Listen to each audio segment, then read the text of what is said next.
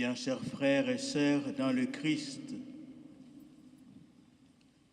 le 15 août est pour l'Église l'une des grandes solennités de l'année liturgique. C'est la fête la plus glorieuse de notre très sainte Mère, la Vierge Marie, car elle a obtenu d'être élevée corps et âme à la gloire suprême du ciel pour y resplendir en qualité de reine à la droite de son Fils, le roi immortel des siècles. La splendeur de l'été s'accorde bien avec cette fête de la Vierge Marie, car les textes de cette messe évoquent le jour sans déclin où l'a placé son Assomption.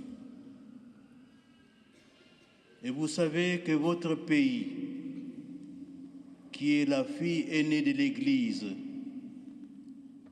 est consacré à Notre-Dame de l'Assomption,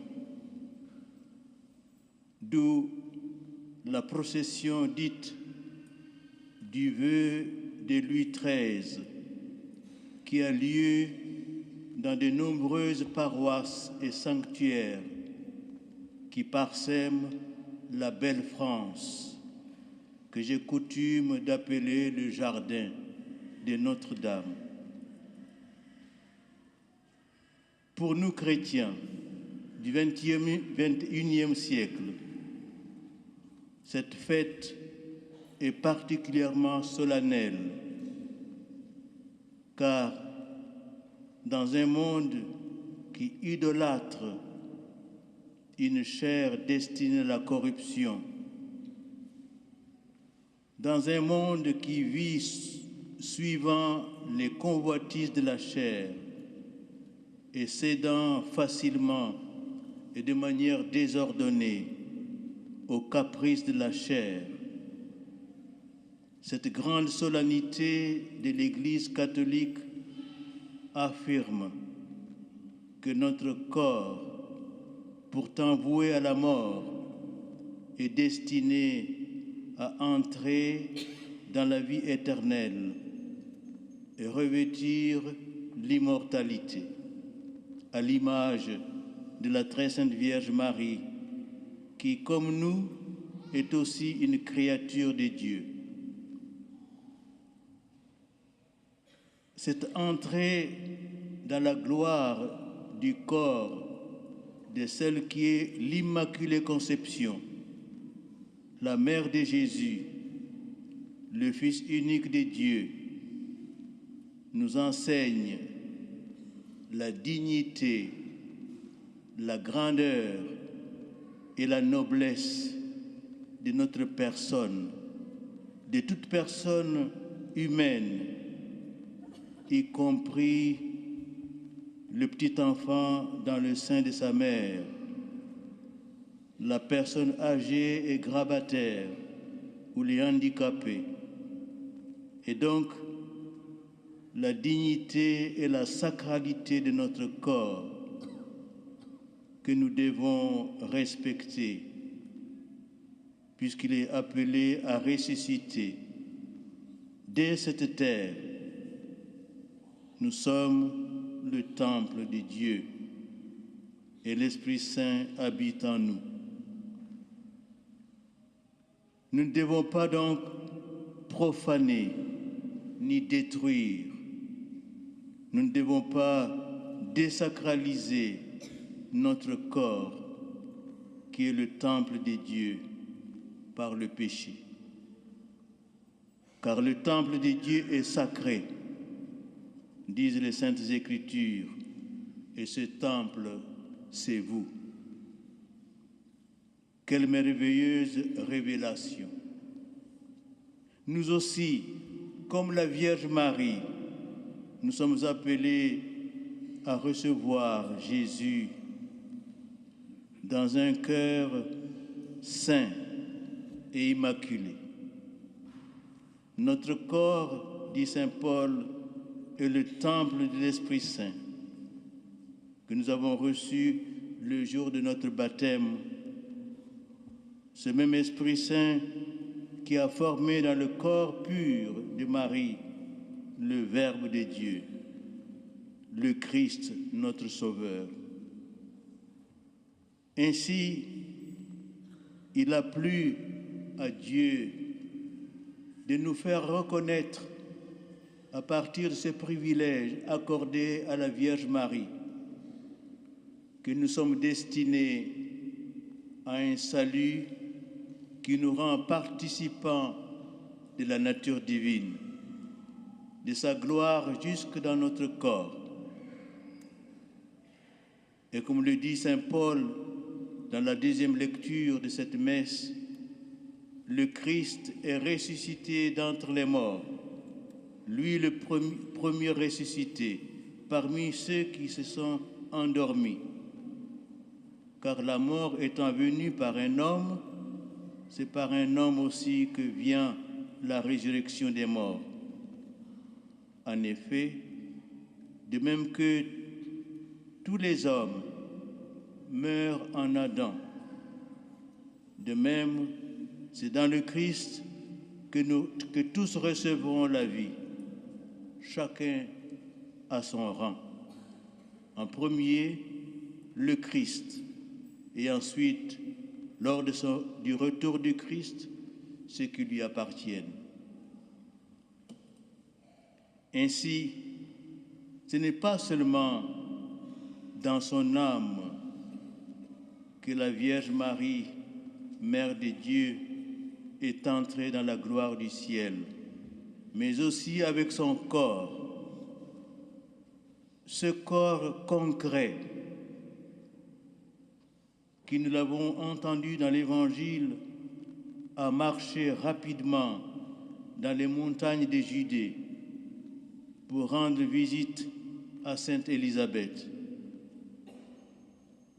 Ce corps virginal, tout entier chaste et saint, ce corps tout entier la demeure de Dieu, ce corps qui a porté et enfanté le Fils du Très-Haut, c'est ce corps-là qui est préservé de la dégradation du tombeau et glorifié dans le ciel.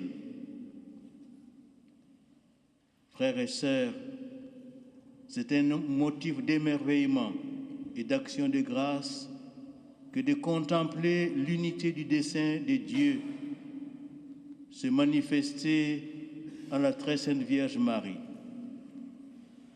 Oui, c'est la même femme qui, par son fiat à l'Annonciation, a permis au Verbe de Dieu de prendre chair et qui, en cette solennité, est donnée aux hommes, à chacun de nous, comme le signe de la résurrection de la chair, de notre propre corps mortel.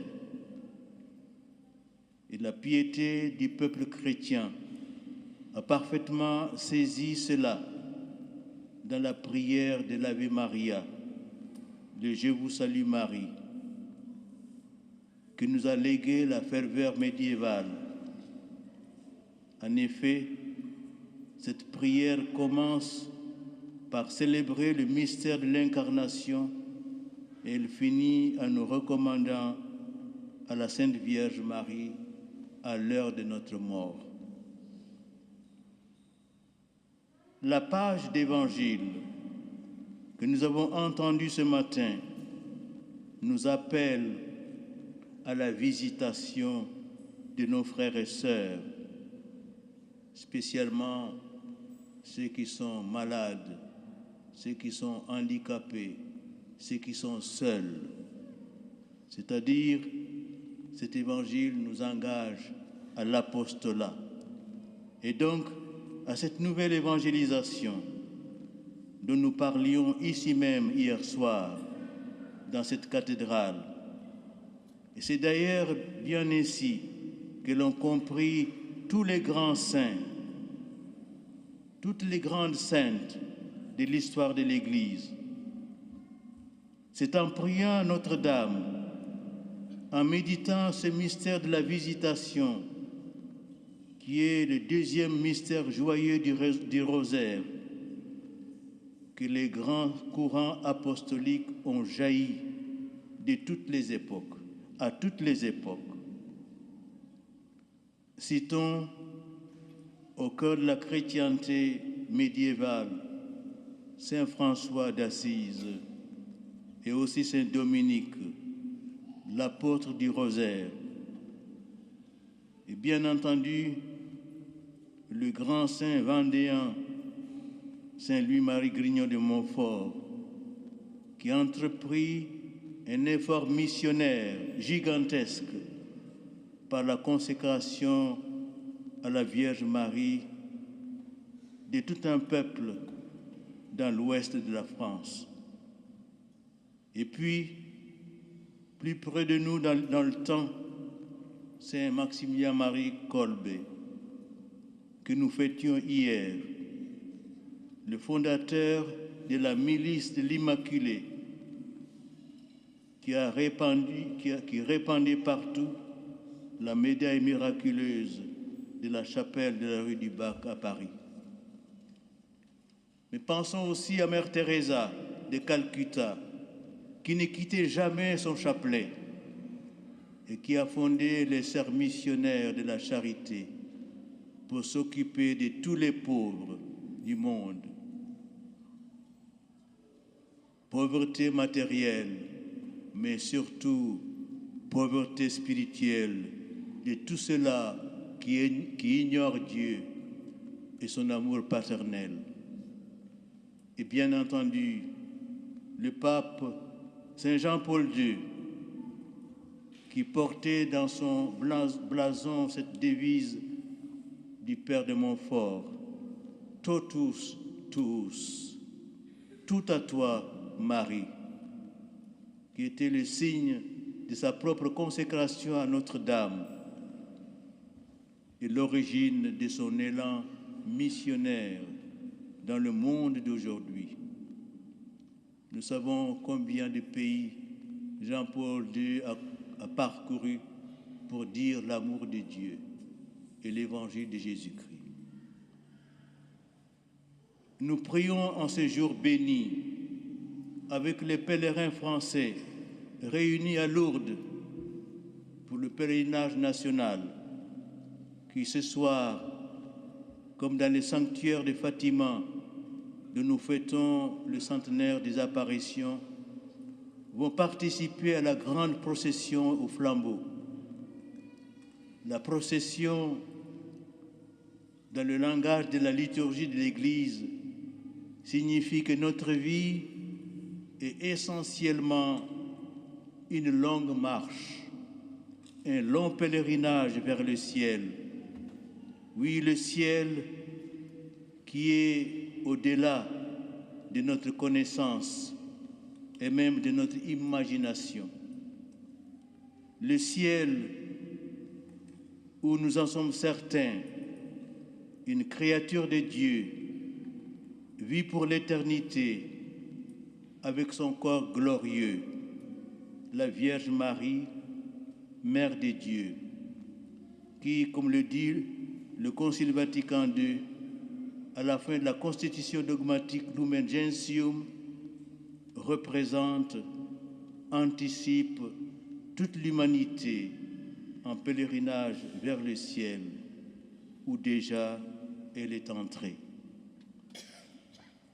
La Vierge Marie, avec son âme et avec son corps glorieux, et donc tout son être, a franchi le voile de l'unique et vrai sanctuaire, le ciel, qui s'est déchiré pour elle grâce à la rédemption accomplie par son Fils, le Christ Seigneur. En effet, le voile du temple de Jérusalem qui se déchira au moment où Jésus expirait le vendredi saint, et l'image du voile qui sépare encore à nos yeux de chair notre monde et le ciel. Avec cette foule innombrable d'êtres bienheureux, les anges et les saints, qui se tenant autour du trône de Dieu, chantent sa gloire pour l'éternité. Sainte Bernadette à Lourdes, tout comme les pastoraux de Fatima, Sainte Jacinta et Saint Francisco Marto et leur cousine Lucia dos Santos ont vu le voile du ciel se déchirer.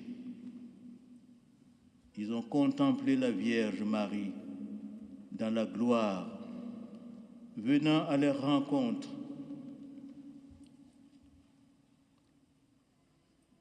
Comme elle l'avait fait pour sa cousine Sainte Élisabeth. Et cette visitation les a comblés d'un bonheur indescriptible. À Lourdes, Marie était d'une telle beauté que, comme vous le savez bien, lorsque le meilleur sculpteur de l'époque a présenté à Sainte Bernadette des modèles de la statue de Notre-Dame qui devait être déposée dans la grotte, celle-ci les a tous récusés, jusqu'à la lassitude, avant d'agréer celle que nous voyons maintenant en marbre de Carrara, en disant qu'elle était la moins mauvaise. De même à Fatima, le ciel est une réalité présente. De la première apparition le 13 mai à la dernière le 13 octobre, qui en est l'apothéose, avec le signe eschatologique de la danse du ciel. Voici comment s'engage le dialogue entre Lucie et la belle dame lors de la première visitation de Notre-Dame à Fatima le 13 mai 1917. D'où venez-vous? Lui demanda Lucie. Je suis du ciel, répondit la dame. Et que voulez-vous de moi? Reprit Lucie. Je suis venu vous demander de venir ici pendant 6 mois de suite, le 13, à cette même heure. Ensuite, je vous dirai qui je suis et ce que je veux. Après, je reviendrai encore ici une 7e fois. Et moi, est-ce que j'irai au ciel aussi? Demanda l'enfant. Oui, tu iras. Et Jacinta? Oui. Et Francesco aussi, mais il devra réciter beaucoup de chapelets. Si nous voulons, nous aussi, aller au ciel, il nous faudra réciter beaucoup de chapelets et prendre au sérieux notre conversion et intensifier notre vie de prière, de silence et de contemplation.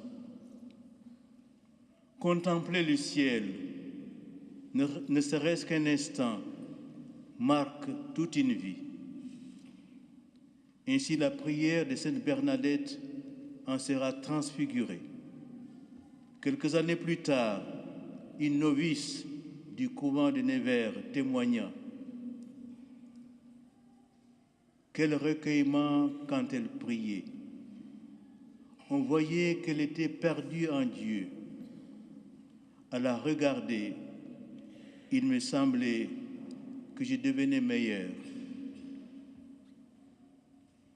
De leur côté, les enfants de Fatima prendront au sérieux la prière du rosaire, puisque désormais, ils ne prieront plus le chapelet en disant que la moitié du Je vous salue Marie, comme le faisait Saint Francisco, pour aller plus vite et retourner à ses jeux d'enfant. Et surtout, pendant qu'ils garderont les moutons, ils passeront désormais le plus clair de leur temps à faire de la pénitence, à prier et à offrir des sacrifices pour la conversion des pécheurs. Saint Francisco est mort en 1919. Il n'avait pas 11 ans. Et sa petite sœur, Sainte Jacinta, qui allait avoir 10 ans, est décédée l'année suivante, le 20 février 1920. Jusqu'au bout, ils priaient le chapelet avec ferveur et offrirent généreusement leurs souffrances pour la paix, la conversion des pécheurs et donc pour le triomphe du cœur immaculé de Marie. Sainte Bernadette, tout comme Saint Francisco et Sainte Jacinta et leur cousine Lucie, qui ont contemplé Notre-Dame depuis la terre, dans cette vallée de larmes, nous enseignent ce qu'est le ciel et comment nous devons vivre dès maintenant ici-bas avec le ciel dans notre âme. En effet, on peut dire, à la suite du grand écrivain André Frossard, que les chrétiens ont trop tendance à couper leur religion en deux parties. Il y a la terre avec ses lois et ses usages, et il y a le ciel que l'on appelle l'au-delà, pour mieux faire comprendre qu'il n'est pas ici. Et André Frossard ajoute, cette séparation entre le ciel et la terre n'est abolie que par quelques privilégiés, comme les voyants de Lourdes, de la Salette ou de Fatima. Il faut dire que les chrétiens n'ont pas tort, car cette séparation existe bien. Elle date du péché originel, qui entraînant le châtiment, qui définit bien la condition humaine, c'est-à-dire justement la séparation du ciel et de la terre. Dieu expulsa l'homme et la femme du paradis et il posta à l'orient du jardin d'Éden des chérubins armés d'un glaive fulgurant pour garder l'accès de l'arbre de la vie.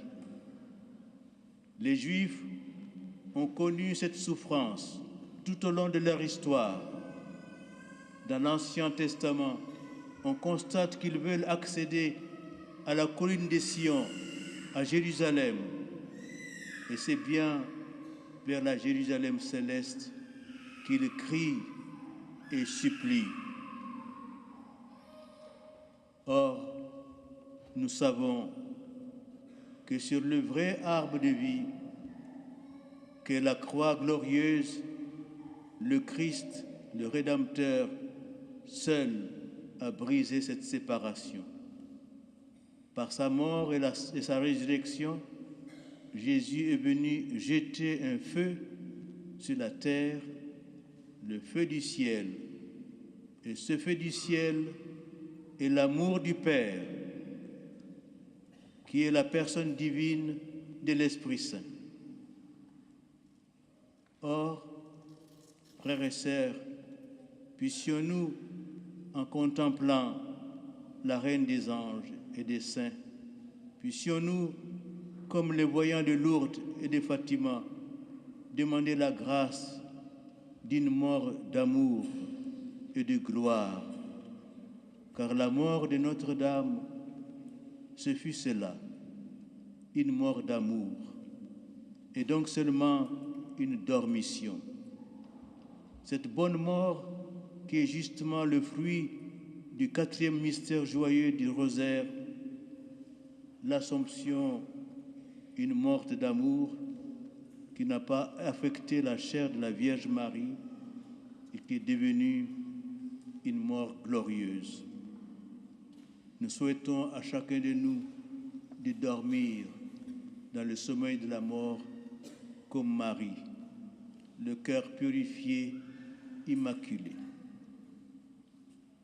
Chers frères et sœurs, comme nous le disions hier soir ici même, dans cette cathédrale dédiée à Notre-Dame de l'Assomption, la femme auréolée de gloire que décrit Saint Jean dans le livre de l'Apocalypse, la première lecture de cette messe est non seulement la Vierge Marie, mais aussi l'Église. L'Église, elle aussi aujourd'hui est enceinte. Il y a un grand dragon posté devant sa porte pour dévorer ses enfants. Oui, Marie, c'est l'Église, et l'Église, c'est Marie.